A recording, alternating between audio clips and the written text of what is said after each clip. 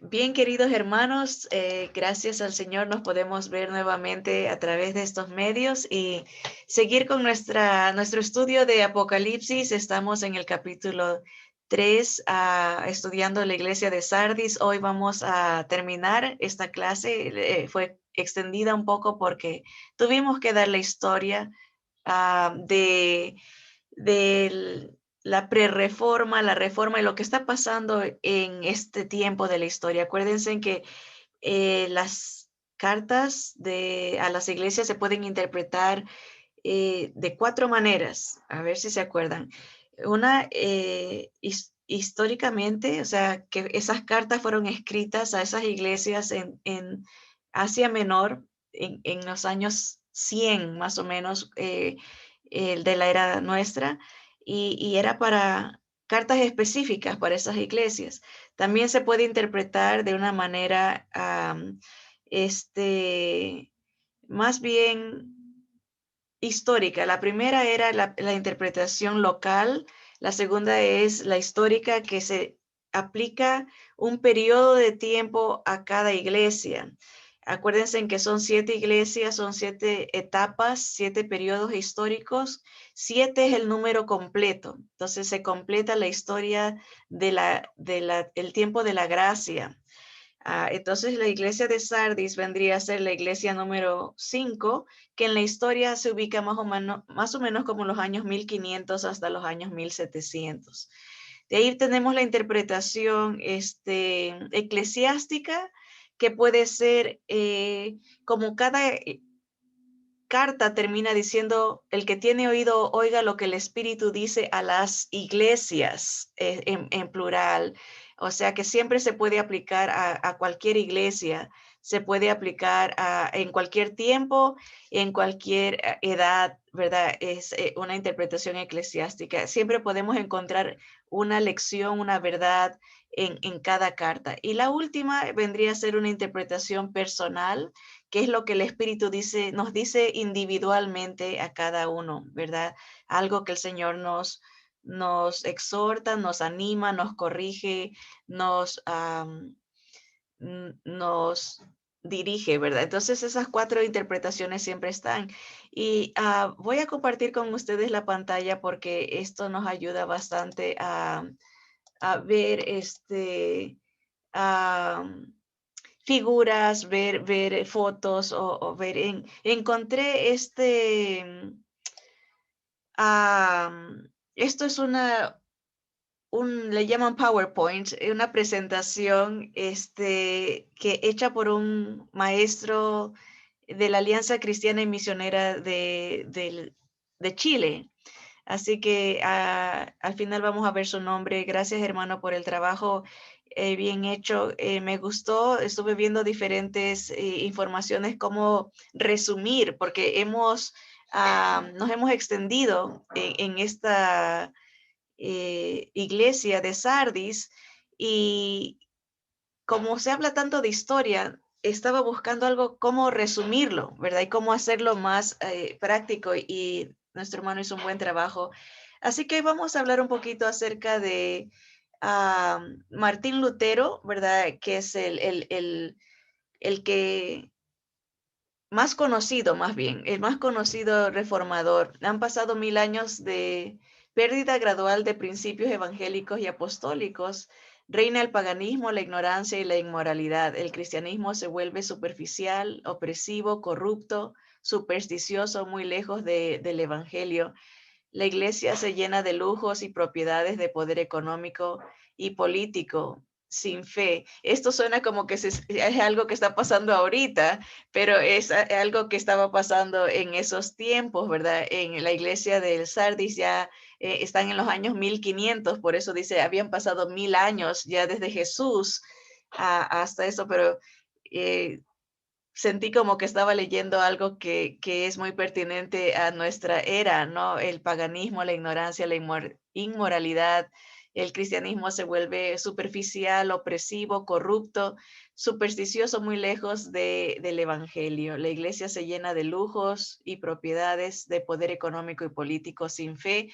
Aquí tendría que sin fe, hacerlo chiquito para poderlo ver todo. Sin fe, ¿dónde estamos? Aquí, a ver si alcanzamos. Sin fe oprime la conciencia y las vidas mediante algo más que ya no alcanzamos a ver. Bueno, entonces vamos a hacerlo grande de todas maneras. Sigamos. Entonces, viene la reforma que se conoce como protestante, porque es una protesta, se hace una protesta en contra de la Iglesia Católica, por eso le llamaban los protestantes, los que están protestando, ¿verdad? La Iglesia vuelve al Evangelio. Aquí algunas fotos de Martín Lutero y lo que se cree que hizo, que fue clavar 95 protestas que se conocen como 95 tesis en la iglesia de Alemania. Él era un monje alemán y pone esa protesta pública, ¿no? En las puertas de la iglesia de un templo, de una catedral en Wittenberg. La reforma iniciada en el siglo XVI en Alemania y Suiza es el movimiento de avivamiento espiritual más grande desde la iglesia primitiva. Respondió al deseo profundo y ardiente de volver a las fuentes originales del Evangelio, obstruido por la corrupción, opresión, la inmoralidad y el formalismo riguroso de la iglesia imperante, en este caso la iglesia católica romana. Había muchas estructuras, ¿verdad? Como hemos dicho en el pasado, no, el pueblo no podía leer la Biblia solamente la leían los sacerdotes en otro idioma. O sea, fueron 1000 años de ignorancia espiritual porque no se leía la palabra. La gente no tenía idea de la luz que se recibe en el Evangelio, la guía de la palabra, ¿no? El Señor tiene tantos consejos. Sé que por eso se conoce esta etapa como el tiempo del oscurantismo, porque se creían en cosas, como dice aquí, o leímos, ¿verdad?, de supersticiones y cosas extrañas, precisamente porque no había la palabra. Ah, es la vuelta a la iglesia apostólica del Nuevo Testamento. Apostólico quiere decir regresar a las enseñanzas de los apóstoles, ¿verdad? En el Nuevo Testamento. Hemos estudiado los precursores de Martín Lutero, fue Juan Hus o Jan Hus, que fue quemado en la hoguera por decir que la Biblia era la palabra absoluta de Dios, que no había que aumentar más, que irse en contra del Papa en sí, ¿verdad? A él lo queman, pero él dijo, se recuerdan que el nombre Hus en checo quiere decir ganso, y él dijo, pueden quemar un ganso ahorita, pero en 100 años va a salir un cisne que no van a poder detener. Y se aplicó ese dicho a Martín Lutero porque él en su escudo ponía un cisne, y así que él fue el que inspiró a Martín Lutero y a muchos otros en sus escritos, ¿verdad? Animaba al clero a regresar a la simplicidad, no a la opulencia. Habló este hermano Haas o Us de que los sacerdotes se pudieran casar, los ministros, ¿no? Habló en contra de las imágenes, en contra de el papado primordialmente. También hubieron otros reformadores. En este caso no hemos estudiado la historia de Jerónimo de Savonarola, pero también aquí, como vemos, podemos ver la hoguera, no los encaminaban para ser quemados, y muchos otros que morían por la fe del Señor Jesús, pero estaban despertando a otros a que regresen a la palabra. La luz de la escritura, y dice la palabra del Señor que no nos debemos de avergonzar del Evangelio, porque es poder de Dios para salvación a todo aquel que cree, al judío primeramente y también al griego, o sea, al que no es judío, pues en el Evangelio la justicia de Dios se revela por fe para fe. O sea, la justicia es Jesús. Él es revelado para que creyendo en Él podamos a vivir por esa fe en Él. Porque como está escrito, el justo por la fe vivirá. Eso está en Romanos 1:16. Bien, el 31 de octubre de 1517 fue el día cuando Martín Lutero puso esas quejas, esas protestas.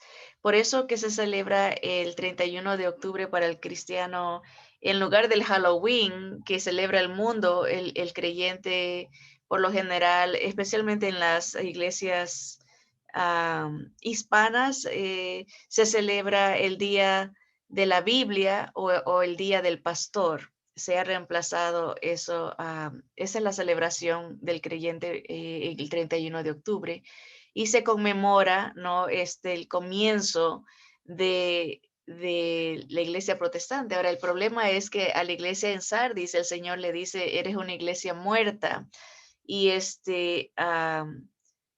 recuérdate lo que recibiste, le dice, y aviva las cosas que están por morir. O sea que el movimiento en sí no fue malo, fue muy bueno, fue de bendición porque trajo la palabra de Dios al pueblo, pero lo que viene después es donde el Señor tiene problema con lo que pasa con esta corriente, ¿verdad? Con esta época, esta iglesia, ¿verdad? Así que algunas causas por las que Martín Lutero protestó, primero era el problema contra las indulgencias, que hemos dicho que se vendían papeletas para perdonar pecados. El Papa León X había decidido construir la Basílica de San Pedro y no trepidaba en exprimir al máximo a los cristianos para sacarle su dinero. O sea, decía, si quieres que Dios te perdone, si mientes es tanto, si si robas es tanto, si te emborrachas es tanto. Entonces la gente, perdón, empezaba a comprar el perdón, entre comillas, de sus pecados, pero la iglesia se empezó a llenar de dinero porque la gente creía que este era el medio que Dios había mandado para ser perdonados, ¿verdad? Y la iglesia vio una gran influencia y un influjo de dinero. Por ejemplo, también se inventó lo del purgatorio. Si quieres sacar a tu familiar de este lugar de penitencia, tienes que pagar. Y vino un dicho que decía, tan pronto suena la moneda en el, eh, en el cofre, ¿verdad? Donde se colectaba el dinero, tan pronto suena la moneda, el alma de tu familiar sale y se va al cielo. Entonces era como un dicho, ¿no? Era una seguridad que le daban a la gente. Pura venta era una comercialización de la piedad, de lo espiritual, ¿verdad? Eso es lo que también se puede comparar con la palabra simonía, que se compraba y se vendía los puestos, ¿verdad? Yo quiero ser papa o que te cuesta tanto, yo quiero ser sacerdote de esta área, paga tanto. Entonces la iglesia se estaba llenando de dinero. Las dispensaciones le llamaban el pago en dinero por violar la ley canónica, el nepotismo, ¿verdad? Nombrar a familiares para cargos con mejores ingresos, ¿verdad? Se acomodaba a la familia en puestos religiosos, ¿verdad? Y la inmoralidad de los clérigos. Eso era lo principal que Lutero estaba en contra. Ahora, estas protestas impulsaron apoyaron muchas fuerzas que vinieron después, como ¿cómo le llaman? El renacimiento, ¿verdad? El misticismo, el renacimiento y el humanismo, porque fomentaron que el pueblo podía prepararse, estudiar. Entonces se empezó a ver los frutos en la literatura, en la arquitectura, en la escultura, en la pintura, en la ciencia, ¿verdad? Porque se animaba que el espíritu individualista, ¿verdad? O sea, uno puede estudiar las escrituras y las puede también interpretar, ¿verdad? Se fomentó un espíritu nacionalista también con esta reforma, cada persona decía, yo soy de esta área, yo soy alemán, yo soy suizo, porque, o francés, tengo las doctrinas de Calvino, soy, digamos, de Checoslovaquia, en Praga, con Han Hus. Entonces era como más un sentido de resistencia a las autoridades católicas en ese tiempo. También hubo la exploración geográfica, se descubre América en 1492. Ellos la descubren, nunca estuvo perdida, ¿verdad? Pero ellos la encuentran en 1492, los europeos. Entonces está habiendo muchas fuerzas de cambio en esa época, ¿verdad? Y se inventa la imprenta, que es algo fabuloso para esparcir la verdad. Se imprime por primera vez, el primer libro impreso es la Biblia. Se hacen 200 copias de las de Biblias de Martín Lutero, y del Nuevo Testamento de Lutero, 100,000 ejemplares. Imagínense, de que la gente no tenía ninguna información bíblica, ahora ya pueden leer. Mucha gente de la nobleza, porque el pueblo era eh, iletrado, ¿verdad? No sabía leer, no sabía escribir. Era un tiempo muy oscuro, ¿verdad? Pero ya empiezan a salir la palabra, la luz de la palabra en estos tiempos. Bueno, hemos visto esto, la iglesia se había apartado de sus raíces a través de concilios, a través de diferentes métodos, se iban metiendo doctrinas paganas y se necesitaba. Martín Lutero era un monje, él no quería empezar una nueva iglesia, él lo que quería era que se reformara la iglesia, que se arreglara. Y él quería una reforma completa de la práctica, la moral, la doctrina de culto y de la organización. Esa era su idea, ¿verdad? Ahora, las bases de la reforma, vistas desde nuestra perspectiva, era que él proponía que sea solo Cristo el único Señor y Salvador, la cabeza de la iglesia, no el Papa.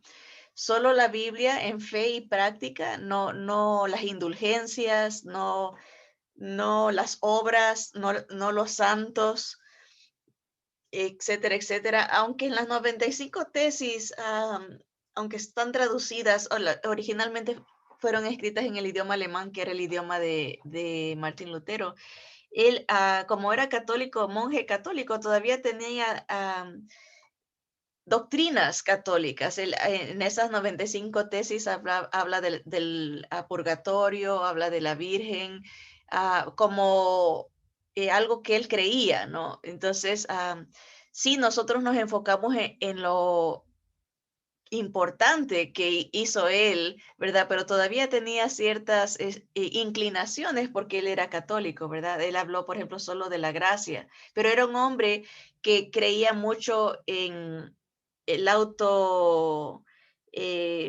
la autoflagelación, ¿verdad? Él se pegaba, él creía en castigar el cuerpo, en someterlo a la obediencia. Entonces, él tenía sus ideas, ¿verdad? Pero influenció de una manera positiva al traer estos puntos básicos, ¿verdad? Solo la fe, que es, somos salvos por fe en Cristo, no por fe en la iglesia, fe en el Papa o fe en otras cosas. Aquí podemos ver esto, la dieta de Worms. Worms es un lugar, dietas le llamaban a las reuniones, más bien eran como concilios o como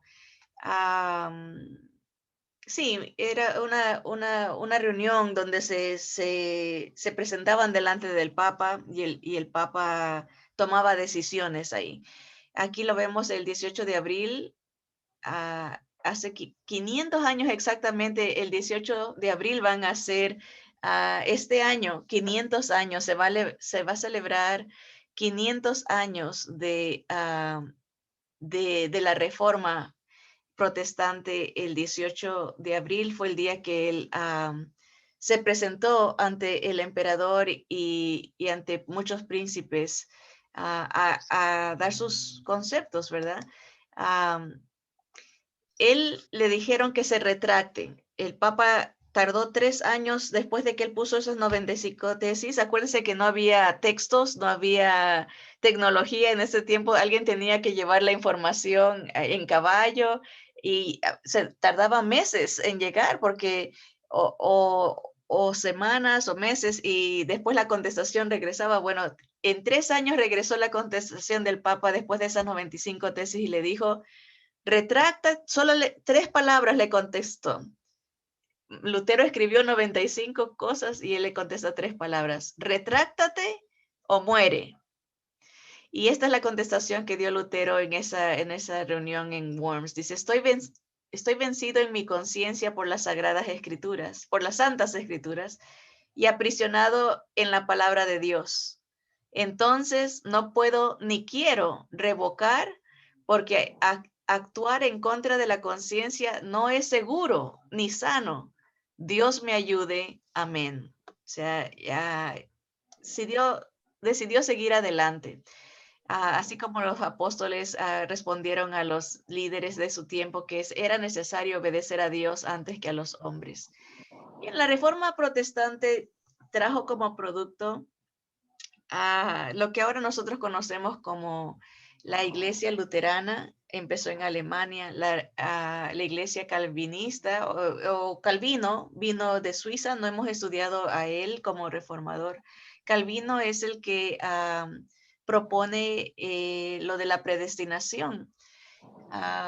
Vino una reforma radical en Suiza, Holanda y la reforma anglicana en Inglaterra contra, y empieza lo que se conoce en la historia como la contrarreforma católica romana.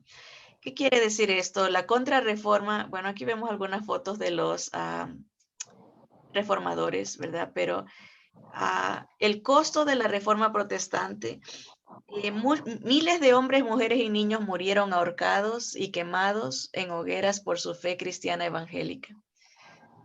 Para que hoy tengamos acceso a la Biblia y para que la verdad del Evangelio llegara a nuestras vidas. Ese fue el costo. La contrarreforma, la Iglesia Católica comenzó lo que se llama como órdenes, o sea, grupos o misiones.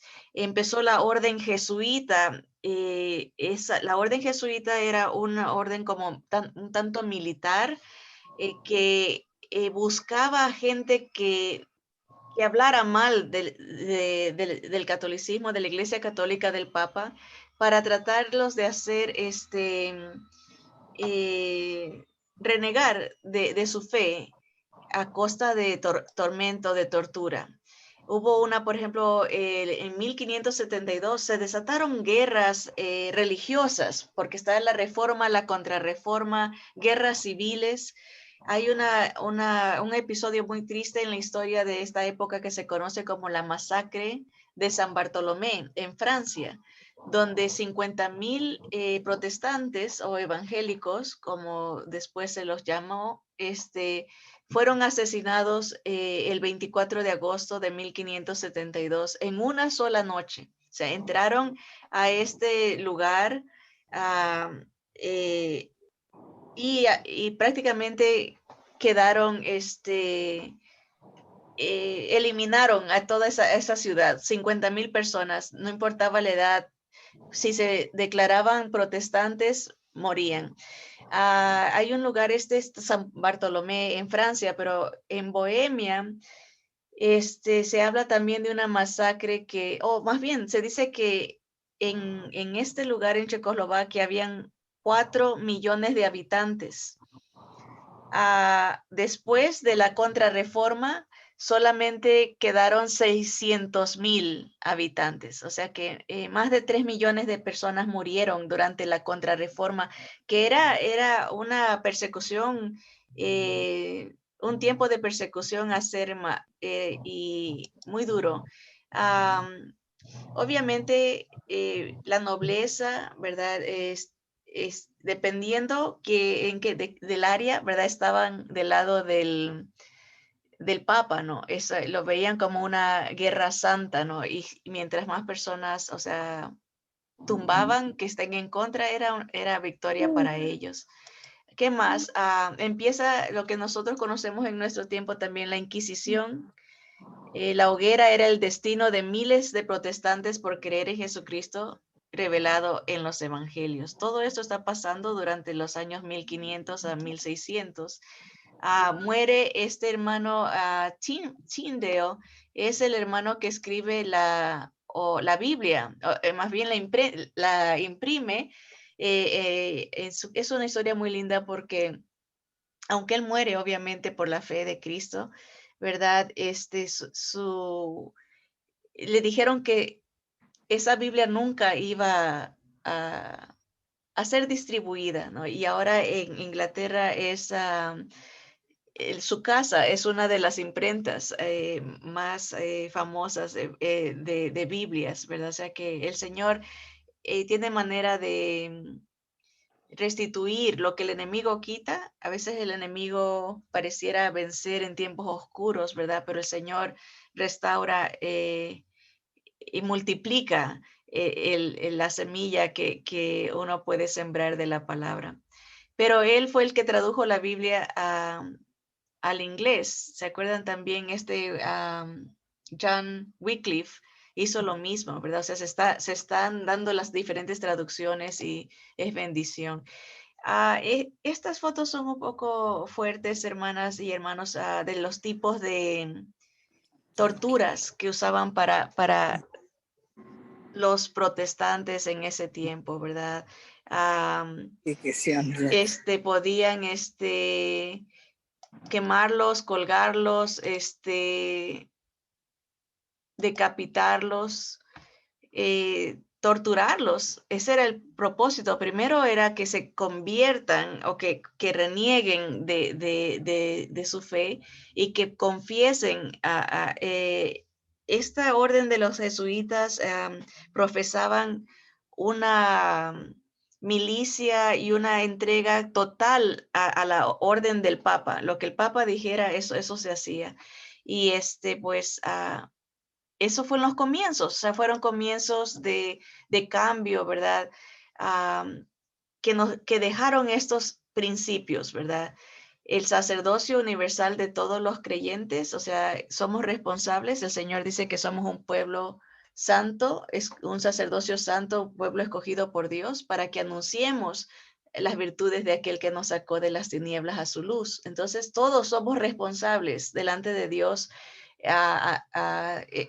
al darnos este trabajo, ¿verdad? De ser testigos de Él, ser sacerdotes de nuestro cuerpo, ¿verdad? De nuestra familia como padres, ¿verdad?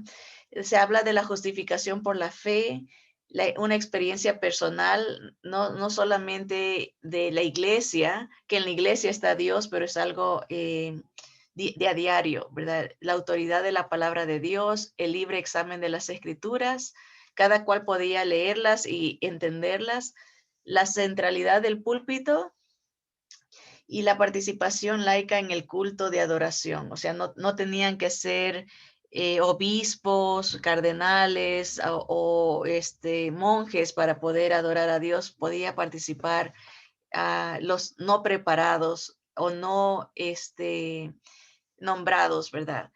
La centralidad del púlpito, la idea en sí me imagino que es de que la palabra de Dios se debe de predicar desde el púlpito también. Me imagino que no solamente viene de las bulas papales, o sea, los decretos del Papa, sino de los diferentes ministros, ¿verdad?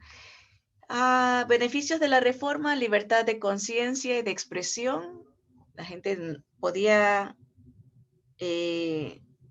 alabar a Dios y seguir a Dios de donde sea, ¿verdad? La educación, se crean escuelas y universidades. Es una necesidad pública para la buena administración del Estado y de la Iglesia y en mantener la humanidad. Se enseña latín, griego, hebreo y vernáculo, o sea, es la lengua de donde usted sea. Artes, historia, matemáticas, música y la escritura para su predicación, comprensión y aplicación. sin distinción de clases. O sea, empieza un movimiento diferente a lo que era de esa época. A democracia y ciencias, eso se le permite al mundo descubrir eso. Ahora, esto, como les mencionaba, este trabajo fue hecho por un hermano en Chile, y él explica cómo vienen las misiones a Chile en los años 1800, la iglesia anglicana. En el año 45 de los 1800, la iglesia presbiteriana. En el 46, la iglesia luterana de Lutero.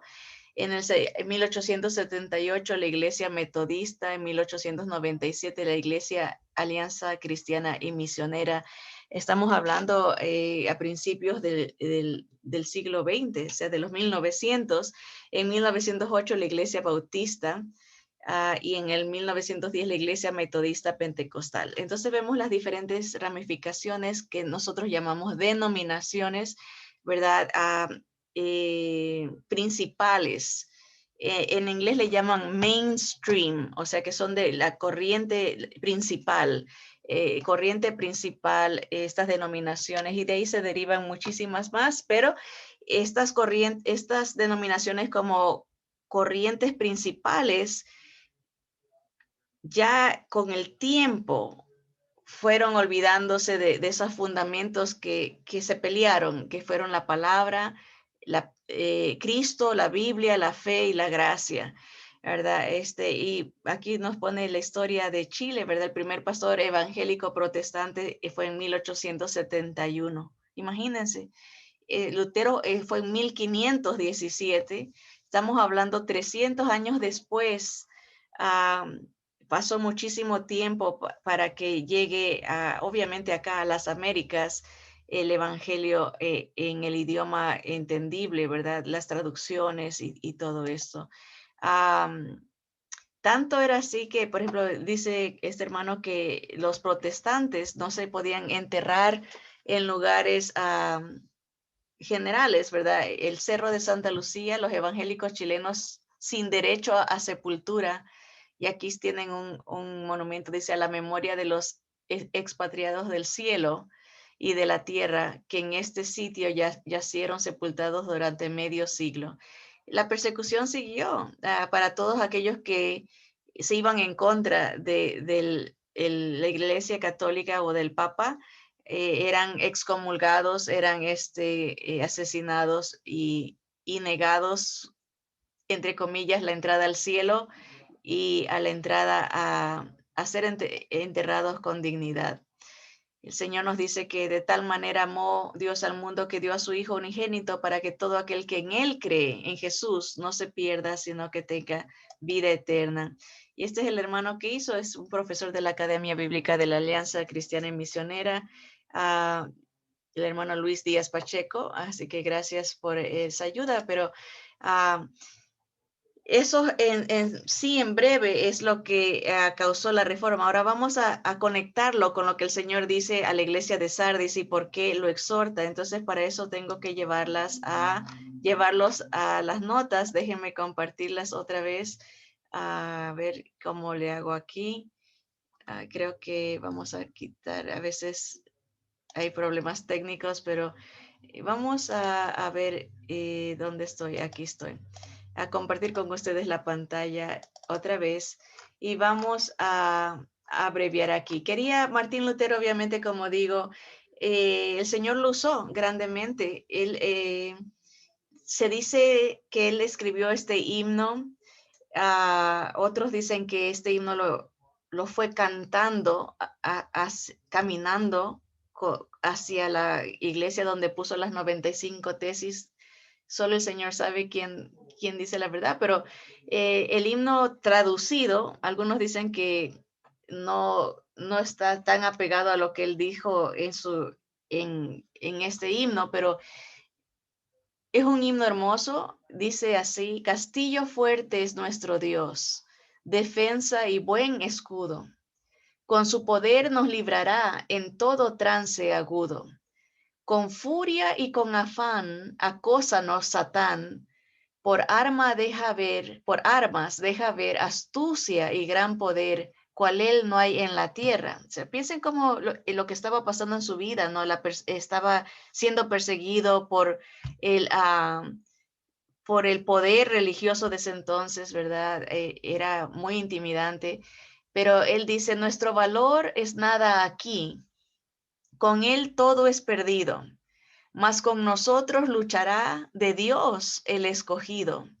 Es nuestro Rey Jesús, el que venció en la cruz, Señor y Salvador, y siendo Él solo Dios, Él triunfa en la batalla. Y si demonios mil están prontos a devorarnos, no temeremos, porque Dios sabrá cómo ampararnos. Que muestre su vigor Satán y su furor. Dañarnos no podrá, pues condenado es ya por la palabra santa. Esa palabra del Señor que el mundo no apetece, por el Espíritu de Dios muy firme permanece. Nos pueden despojar de bienes, de nombre, hogar, el cuerpo destruir, mas siempre ha de existir de Dios el reino eterno. Bien lindo el himno, reflejando sus luchas, ¿verdad? Había algo aquí, tenía otra presentación que encontré acá, hablando de él, de donde, esa es la casa donde él se crió, Martín Lutero, ¿verdad? Hemos hablado de esto, pero esto nos faltó ver para entender lo que él está diciendo de las batallas. En 1521, Lutero fue encerrado en el castillo de Wartburg en Eisenach. Estuvo allí cerca de un año, en el que aprovechó para traducir el Nuevo Testamento. Miren, él dice, el enemigo nos puede quitar bienes, nombre, hogar, el cuerpo destruir, mas siempre ha de existir del Señor su palabra santa. Y esto lo vemos aquí en su vida, ¿no? Él fue encarcelado, estuvo prisionero más bien, huido, porque lo perseguían, entonces un amigo lo escondió en su castillo, y ahí estuvo un año en, en cuarentena.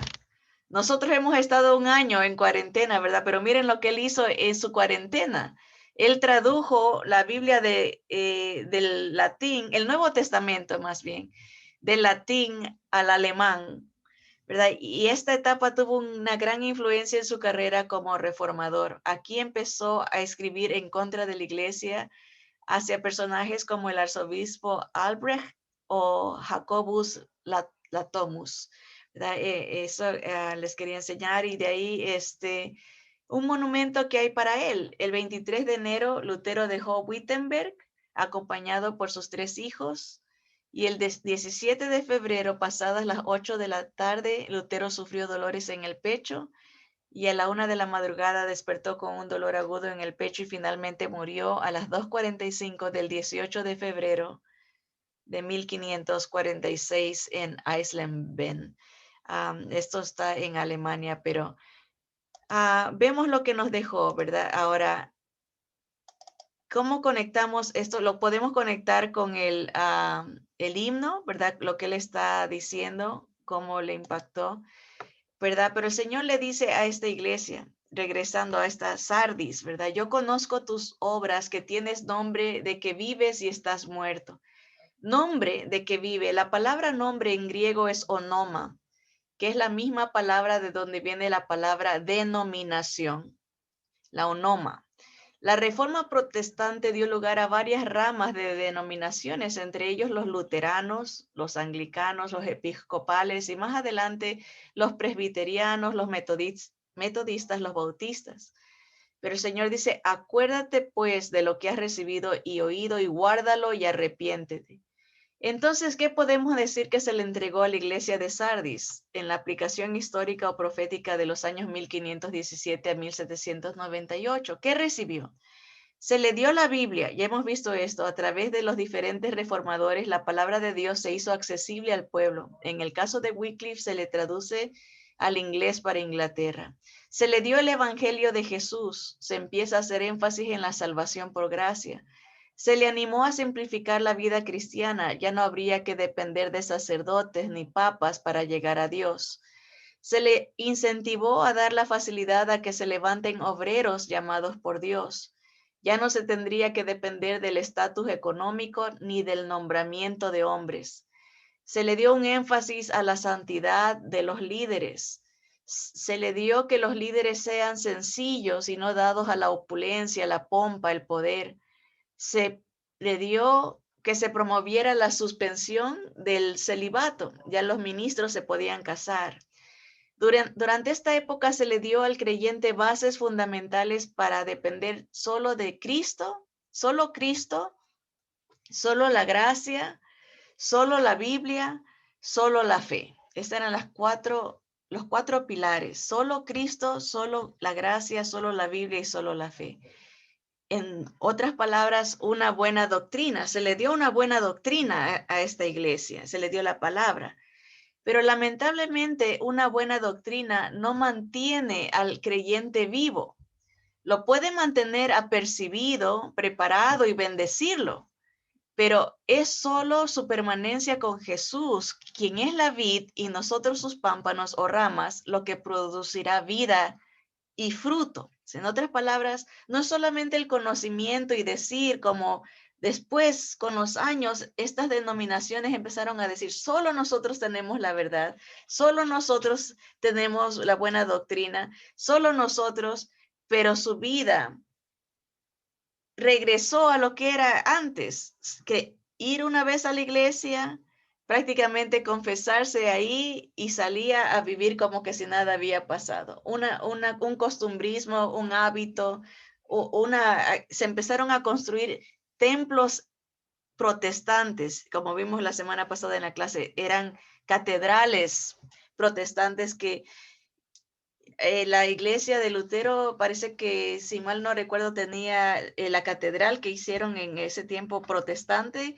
una capacidad para 4,000 personas, pero al día de hoy dice que solamente tiene 28 miembros activos.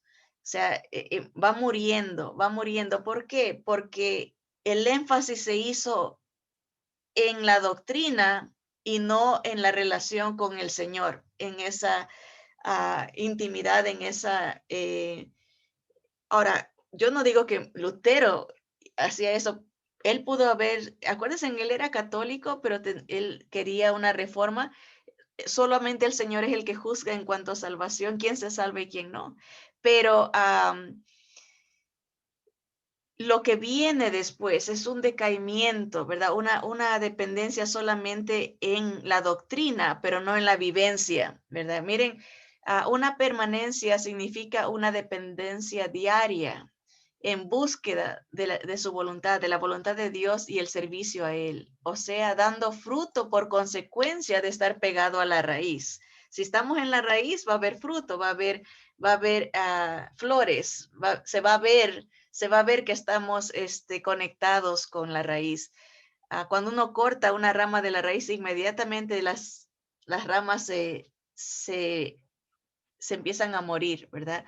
Y todas estas denominaciones siguen con como hay una palabra que tal vez la inercia es algo más de la física, ¿verdad? Que de la fuerza con que golpeó la reforma, siguen como un tren, ¿verdad? Siguieron avanzando aunque el motor se apagó hace mucho tiempo porque no dependieron de la vivencia del Espíritu Santo en sus vidas. Casi todas estas denominaciones al día de hoy proclaman que la Biblia no es la palabra completa de la palabra de Dios, proclaman que el Espíritu Santo fue algo de principios de siglo, que no está activo. O sea, se alejaron de la palabra en sí, a pesar de que se enorgullecían. Acuérdense, a Sardis se le dice, tú te crees mucho porque crees que nunca nadie te va a poder invadir. ¿Se acuerdan geográficamente cómo estaba ubicada? Se sentía segura, se sentía prominente, se sentía rica, pero se descuidó adentro porque no, metafóricamente hablando, en cuanto a su relación con Dios, fue más en papel, más en lo que es lo que creo, pero no en lo que vivo. Una permanencia nos lleva a glorificar a Dios diariamente en pensamiento y obra. Una permanencia que hace que la presencia del Espíritu Santo esté activa en nosotros. La exhortación a esta iglesia es a no olvidarse lo que se le dio, a que se arrepienta y que vele. Pues si no velas, le dijo el Señor, vendré sobre ti como ladrón y no sabrás a qué hora vendré sobre ti. La referencia bíblica a venir como ladrón está conectada con el tiempo al final de la gran tribulación. El Señor le dice, si no cambias, vas a pasar la gran tribulación y voy a venir a ti. Al final de la gran tribulación es la segunda venida del Señor a castigar a la tierra. Miren, segunda de Pedro 3:10 dice, pero el día del Señor vendrá como ladrón en la noche. El día del Señor no es el rapto, el día del Señor es la segunda venida de Cristo, en el cual los cielos pasarán con gran estruendo y los elementos ardiendo serán deshechos y la tierra y las obras que en ella hay serán quemadas. Las últimas cuatro iglesias están activas hasta el día de hoy y el Señor les está diciendo, arrepiéntete, recuérdate lo que se te dio, recuerda lo que se te dio y porque si no vas a pasar el tiempo de la tribulación y vendré a ti como ladrón. Primera Tesalonicenses 5 del 1 al 9 nos amplía esto, dice, pero acerca de los tiempos y de las ocasiones, no tenéis necesidad, hermanos, de que yo os escriba, porque vosotros sabéis perfectamente que el día del Señor, otra vez la segunda venida, vendrá como ladrón en la noche, que cuando digan paz y seguridad, entonces vendrá sobre ellos destrucción repentina, como los dolores a la mujer encinta y no escaparán. Mas vosotros, hermanos, no estáis en tinieblas, para que aquel día os sorprenda como ladrón. Por tanto, no durmamos como los demás, sino velemos y seamos sobrios, pues los que duermen de noche duermen y los que se embriagan de noche se embriagan. Pero nosotros que somos del día, seamos sobrios, habiéndonos vestido con la coraza de fe y de amor y con la esperanza de salvación como yelmo, porque no nos ha puesto Dios para ira, hablando de la gran tribulación o del castigo que viene, sino para alcanzar salvación por medio de nuestro Señor Jesucristo. Regresa a la fe en Cristo Jesús para que no te sorprenda el Señor como ladrón y sufras ese castigo. Pero el Señor anima, estas son unas palabras de ánimo, dice, pero tienes unas pocas personas en Sardis que no han manchado sus vestiduras y andarán conmigo en vestiduras blancas porque son dignas. Aunque uno no lo crea, hay pocas personas en Sardis que no han manchado sus vestiduras y andarán con el Señor. Serán llevadas por el Señor porque tienen la dignidad que es Cristo en sus vidas. Hace unos años atrás me tocó ir a una presentación navideña que hizo mi hijo de música, como director de música en una iglesia de estas mainstream, corrientes principales, ¿verdad? Antigua, era es la iglesia más antigua en la ciudad de Riverside. Y sinceramente cuando uno entra se siente la frialdad, todo es muy ceremonioso, eh, es es ser hermético en cuanto a las cosas, no hay libertad, o sea, de cantar, así, es todo muy, tal vez religioso, no sé cómo expresarlo, pero a lo que iba era esto, que en medio de esa frialdad, y era por Navidad que se estaba cantando cantos, obviamente liturgia, esa es la palabra cantos litúrgicos y todo, en medio de todo eso, se paró una persona al púlpito que lo habían invitado, porque muchas de estas iglesias ahora están llenas de filosofía, están llenas de humanismo, están llenas de ecumenismo, hay muchas cosas, están contaminadas, ¿verdad? Pero el Señor dice, en medio de estas iglesias hay unas pocas personas que no manchan sus vestiduras y que todavía tienen al Señor Jesús. Y y el Señor las anima, ¿no? Que anden así con el Señor, que sí, que permanezcan en el Señor. Pero esta persona se levantó y en medio de las poesías que estaban dando, humanistas, nada bíblico, él le levantó a leer las escrituras y para mí fue un impacto tremendo escuchar la palabra de Dios leída en esta iglesia. Y dije, wow, qué tremendo, ¿no? En medio de tanta bulla, digamos así, que se ve muy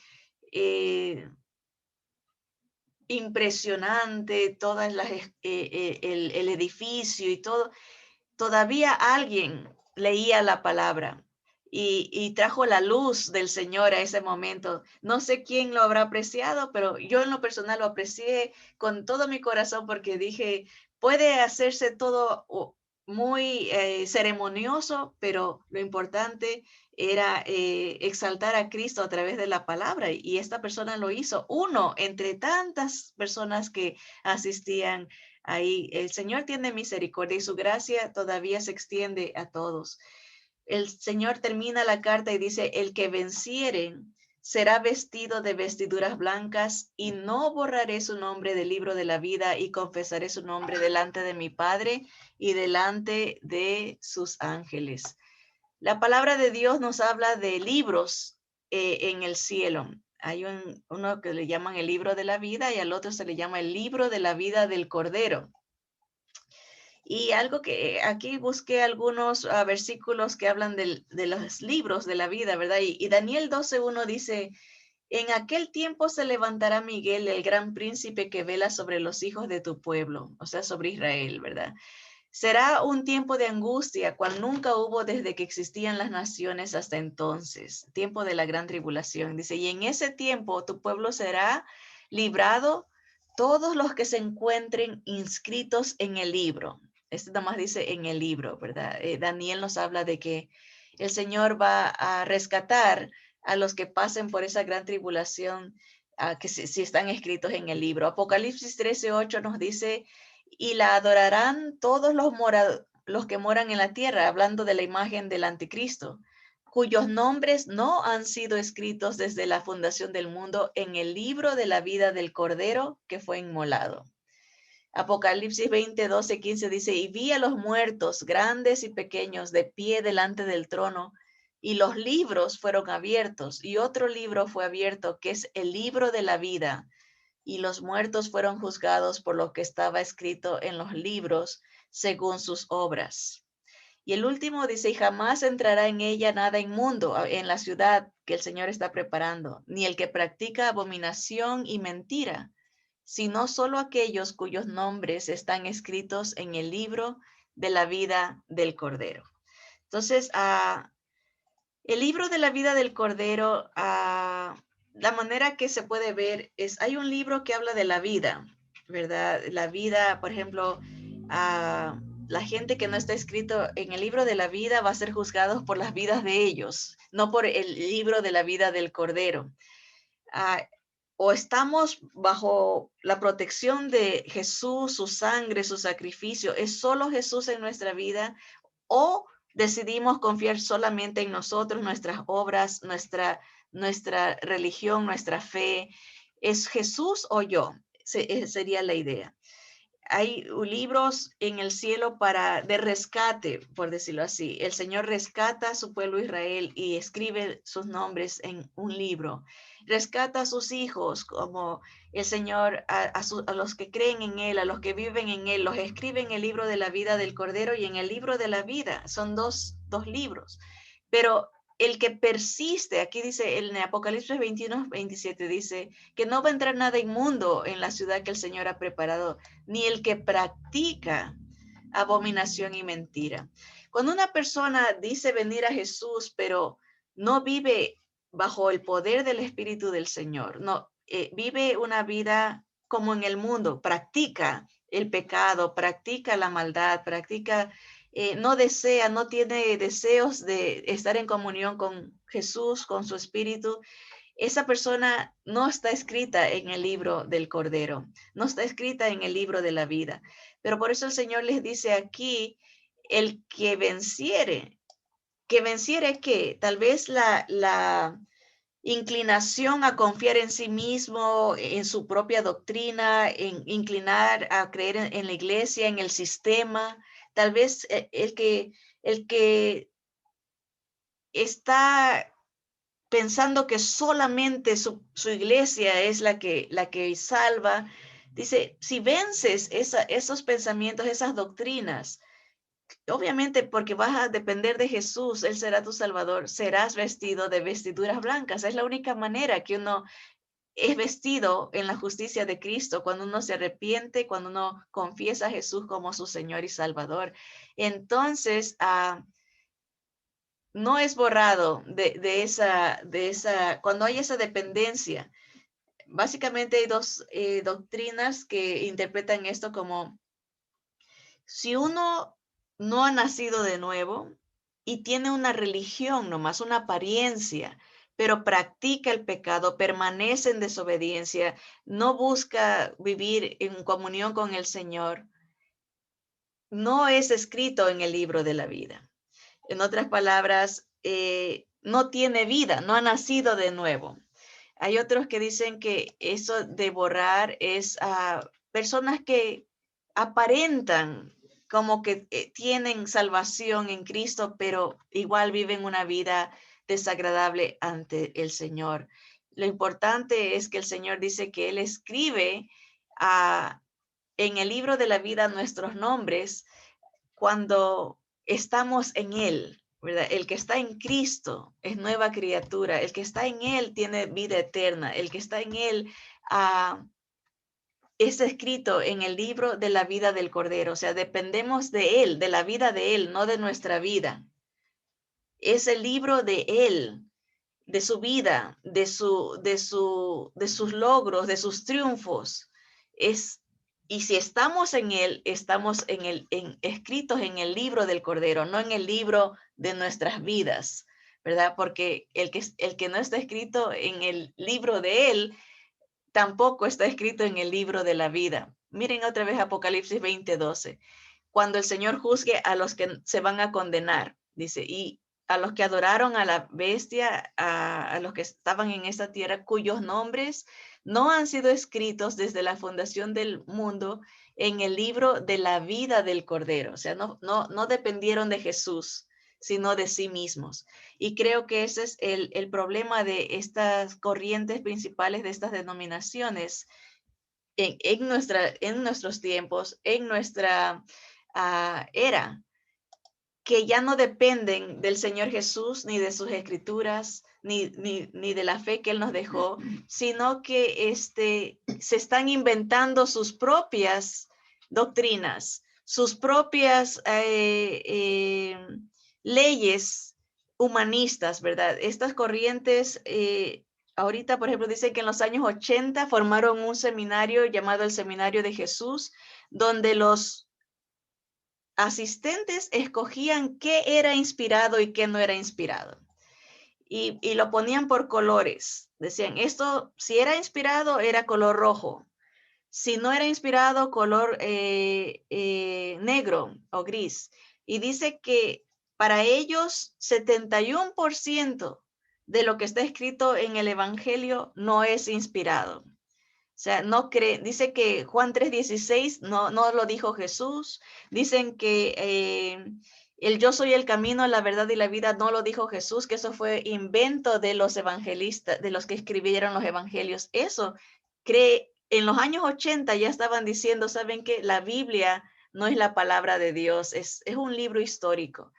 Y ese es el peligro que están corriendo y han caído las grandes corrientes principales denominacionales.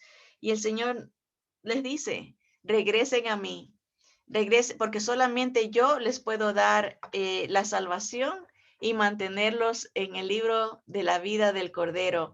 Y dice la palabra, el que tiene oído, oiga lo que el Espíritu dice a las iglesias. A todos nos dice, porque todos en algún momento pudiéramos basarnos a nuestra doctrina, nuestra fe, exaltar mucho nuestra iglesia y no confiar 100% solamente en Jesús. Y el Señor dice, ten cuidado, no caigas en ese error.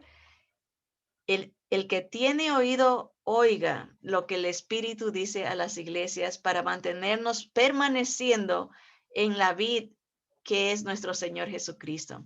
Que así sea y adelante con Cristo nuestro Señor. Vamos a orar.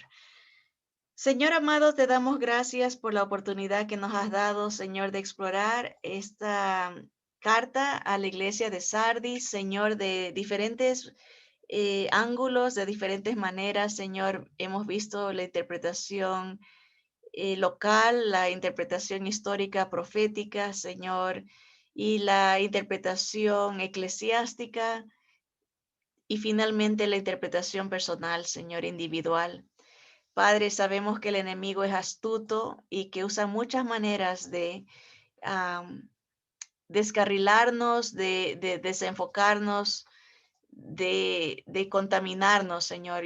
Y te damos gracias porque tú sigues siendo el mismo, eres el mismo Dios fiel y verdadero, con el mismo plan sencillo de salvación, un solo camino, una sola verdad, una sola fe, una sola palabra, un solo Cristo. Gracias, Señor, porque en ti, Señor, a ti te plació hacernos nacer en estos tiempos, como en el tiempo de Esther, eh, para un momento como el que estamos viviendo, como este, Señor, para que podamos ver tu misericordia, tu gracia, en cómo nos has iluminado nuestro entendimiento con tu palabra, Señor, cómo tu Santo Espíritu ha hablado a nuestros corazones, Señor, y nos despierta a una vida nueva, nos alienta, nos consuela, nos dirige, nos recuerda tu palabra, Señor. Padre, ayúdanos a ser luminares de este mundo, Señor. Día a día, que nuestros pensamientos, nuestro levantar seas tú, nuestro acostarnos seas tú, Señor, que nuestra rama dé fruto, porque estamos pegados a ti, Señor. Que se vean las flores, que den un aliento grato de vida eterna en Cristo Jesús, Señor. Que nuestras vidas no sean muertas, religiosas, encerradas en una catedral, entre comillas, en un edificio, Señor, donde nada se mueve, donde se va muriendo la congregación, porque no sale a proclamar tu palabra, porque no sale a vivir lo que tú quieres que viva, donde quiera que nos tengas, Señor. Padre Santo, despierta a tu iglesia. Gracias por la oportunidad que nos das de eh, recordar lo que nos has dado, Señor, de avivar lo que está por morir, de arrepentirnos, Señor, y de consagrarnos a ti.